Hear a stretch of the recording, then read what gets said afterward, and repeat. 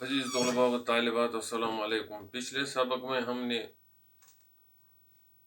Doctor अल्लामा इकबाल की नज़म जुगनू के बारे में आपके सामने जानकारी पेश की और हकीमुल उम्मत अल्लामा इकबाल की सवानिया हयात पर मुख्तसर अल्फाज में तबसरा भी किया। तो आज का मौजू है हमारा एक और नज़म। उस नज़म का अनवान है शिकस्त इंतज़ार। इंतज़ार इंसान का मुकद्दर है। इंसान की उम्र किसी न किसी शाई के इंतज़ार में गुजरती है और इंसान की सारी उम्र बीमकश में गुजर जाती है और उसके सामने उम्मीद और नाउम्मीदी भी होती है। उम्मीदों और नाउम्मीदी से भी गुजरता है। उम्मीद तो मौसमी बहार की तरह होती है। मौसमी बहार तो मुअत्तर होती है, पुरफजा होती है, लेकिन नाउम्मीदी जो है ना, ये मौसमी खजान की तरह होती है और मौसमी खजान की तरह धुंधली धुंधली जैसी होती है ये नाउम्मीदी। इसी बीमकश में इंसान की जिंदगी गुजरती है। इसी उम्मीद और नाउम्मीदी में इंसान की जिंदगी गुजरती है। गोया कि ये इंसान की जिंदगी जो है ना, इंतजार तो इसका मुकद्दर है। यानी अगर कहें तो इंतजार जो है ना, ये इंसान की जिंदगी है इंतजार। तो इसी इंतजार, शिकस्त इंतजार के बारे में मिर्जा मोहम्मद यासीन बेग ने एक नज़म लिखी है और उसका अनवान भी रखा है शिकस्त इंतजार। ये मोहम्मद यासीन बेग जो है 1943 में ये जम्मू में पैदा हुए और कल्चरल एकेडमी और में वो मुलाजिम लाइब्रेरियन थे।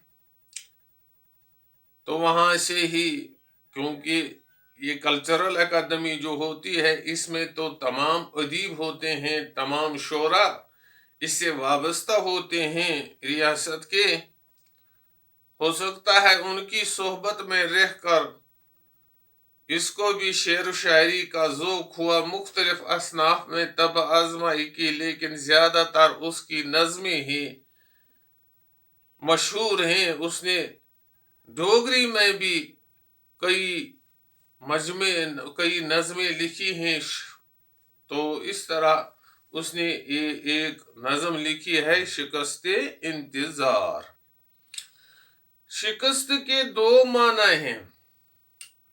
एक शिकस्त होती है हार, जिसे हम डिफीट कहते हैं, और दूसरी शिकस्त का मतलब होता है, ये फारसी का एक मज़दर है, शिकस्तन, तोड़ना, टूटना। और उसी से अगर उसको हम ते और नून हटाएंगे तो बाकी शिकस्त रहता है। ये माजी मुतलक का सीगा वाहिद गायब बन जाता है। तो शिकस्त यहाँ जो है ना, शिकस्त का माना वो हार का नहीं है, बल्कि वो तोड़ने टूटने का है। ये इंतजार कभी टूट भी जाती है। यानी इंतजार करते करते इंसान को वो चीज नहीं मिलती है जिसके लिए वो इंतजार करता है। ये हमारी जिंदगी में अक्सर होता है, इंसानी जिंदगी में अक्सर होता है। खैर, बहरहाल हम तो इस नज़म की तशरीह करने जा रहे हैं मुख्तसर अल्फाज के अंदर। तो पहला जो इसका मिसरा है, गली के मोड़ पर मस्जिद के इस मीनार के तले खजां रसीदा चिनारों के जरद जरद पत्ते।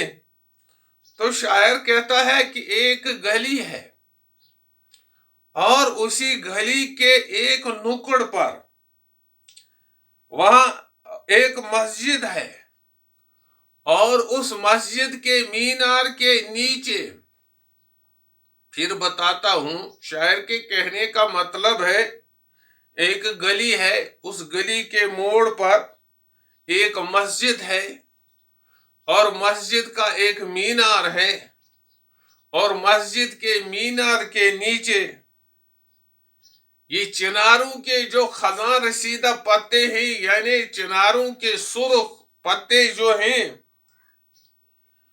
वो चरागे रह की मानद सुबह शाम जले। जिस तरह कोई दिया रास्ते पर रखा हुआ होता है, उसी दिए की तरफ इस खजां रसीदा इस चिनार के पत्ते सुबह से शाम तक जलते हैं। फिर एक बार बताता हूं कि गली है, गली का एक मोड़ है, उस मोड़ पर एक मस्जिद है और मस्जिद का एक मीनार है और मीनार के नीचे खजां रसीदा चिनारों के पत्ते सुबह शाम जलते रहते हैं, उस दिए की मानद जो रास्ते पर रखा हुआ होता है।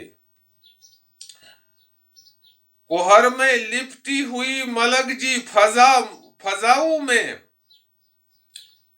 सर्दी का मौसम है, सर्दी है, कोहर है, फजा जो है ना, ये कुछ उलझी, कुछ मेली, कुछ उजली है, मेली कुचीली फजा है, यानी थोड़ा थोड़ा अंधेरा भी है, साफ मौसम नहीं है, नजर नवाज नजारों के दाग तक न मिले। नजर नवाज, नजरों को खुश करने वाले जो नजारे हैं, उन नजारों में से कोई नजारा दिखाई नहीं देता। यानी वहां कुदरत दुनिया में तो बहुत सारे नजर नवाज नजारे हैं, लेकिन जब मौसम धुंधला हो, उजला नहीं हो, तो ये नजारे फिर आंखों से ओझल हो जाते हैं, दिखाई नहीं देते हैं और अंधेरा ही अंधेरा है। तो शायर के कहने का मतलब ये है, ये नजरों को नवाजने वाले, नजरों को नजर आने वाले खूबसूरत नजारे बिल्कुल दिखाई नहीं देते हैं। सियाह रात के दामन से तीरगी न छुटी, रात अंधेरी है और अंधेरी रात का ये अंधेरापन भी अभी खत्म नहीं हुआ है। यह है इस मिसरे का माना। फलक पे जलते सितारों के दाग तक न मिले, आसमान पर जो चमकने वाले सितारे हैं उनका नाम निशान नहीं दिखाई देता। इतना अंधेरा है, इतनी तीरगी है, मौसम भी धुंधला है, मौसम भी साफ नहीं है। और ये तो है वो नजारा, ये तो वो मौसमी कैफियत है, नजारों की कैफियत है जो शायर ने बयान की है। और उसी गली के मोड़ पे इस सामने की खिड़की में, ये जो गली है, जिस गली के बारे में हमने आपके सामने बयान किया है कि शायर ने क्या लिखा है, उसी गली के मोड़ पर एक मकान है और उसी मकान की खिड़की पर एक मजनून, एक आशिक इंतजार कर रहा है अपनी महबूबा का। वो कैस मुंतजिर बेकरार बैठा है, वो मजनून बेकरारी की हालत में इंतजार में बैठा है। किसकी इंतजार में? अपने महबूबा की इंतजार में। केस से मुराद तो है मजनून, लेकिन इस नज़म के अंदर केस से मुराद है वो आशिक जो अपने माशूका की इंतजार में बैठा है। नजर नजर में शरारों का इज्तिराब, اس کی نظروں سے اضطراب کی چنگاریاں نکلتی ہیں کہ کب محبوبہ اس راستے سے، اس سامنے والی کھڑکی سے گزر جائے گی۔ دھڑکتے دل سے سرے رہ گزر بیٹھا ہے، اس کا دل دھڑکتا ہے، اس وجہ سے دھڑکتے دل سے سرے رہ گزر بیٹھا ہے، اس کا دل دھڑک رہا ہے، راستے کے نکر پر بیٹھا ہے، لیکن اسے یہ معلوم نہیں۔ کیا معلوم نہیں؟ اسے خبر نہیں شاید کہ محمل لیلا، لیکن اس کو معلوم ہی نہیں ہے کہ یہ عاشق جو اپنی محبوبہ کی انتظار میں بیٹھا ہے، اس کی ڈھولی اس راستے سے چلی گئی ہے اور وہ ڈھولی مڑ کر واپس نہیں آنے والی ہے، لیکن عاشق تو انتظار میں ہے۔ اس کو کیا معلوم کہ اس کی محبوبہ اس راستے سے ڈھولی میں گزری ہے، لیکن عاشق ابھی انتظار میں بیٹھا ہے۔ ہو سکتا ہے کہ اس کی محبوبہ واپس آئے، لیکن جو مسافر راستے سے دور ہوتے ہیں وہ پھر ملنے والے نہیں ہوتے ہیں۔ یہی ہے اس نظم کا مطلب۔ اب اس میں کچھ سوالات ہیں۔ پہلا سوال تو اس میں ہے،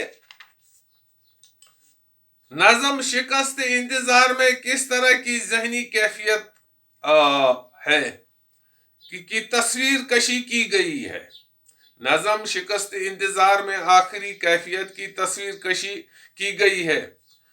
اس میں شاعر نے دکھایا ہے خزاں رسیدہ جو چناروں کے زرد زرد پتے صبح شام جلتے ہیں، راستے میں رکھے ہوئے دیے کی طرح۔